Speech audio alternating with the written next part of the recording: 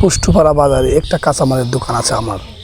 আপনারা সবাই দয়া করে আসেন। বাস স্টেশনের সামনে মোল্লা মার্কেট টিনের দোকানের সামনে আমার একটা কাঁচামালের দোকান আছে।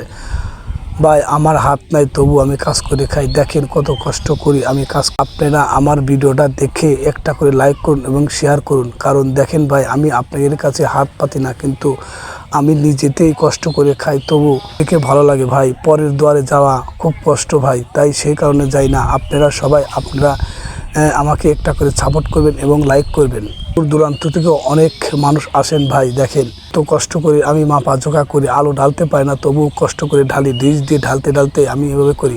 মাল দেখেন কেমন করে সাজাই এবং কত কষ্ট করি। দেখেন ভাই, কষ্টের মাঝেও আমি কিন্তু হার মানিনি, কারণ আল্লাহ তাআলা দুটা হাতি ছোট ছোট, কিন্তু আমি পদের সাথে কাজ করে খাই। কারণ আমি জানি এই কাজ ওকে বলা যাবে না। ছোট কাজ করলে মানুষ ছোট হয়, ছোট থেকেই মানুষ বড় হয়। বড় হইলে একদিন আমাকে সবাই ভালোবাসবেন, বিশ্বাস করবেন যে আসলে আমি কি, আমার হাত নাই তবু আমি কাজ করতে দ্বিধা করি না। কারণ কাজ মানুষের জীবনে বাস্তব সঠিক কথা। কাজ ছাড়া এ দুনিয়ায় কেউ চলতে পারে না। অকর্ম সওয়াল পালে কেউ পছন্দ করেন না। আর যারা কর্ম করে খায় তাদের বাপ মাও তাকে ভালোবাসে। এবং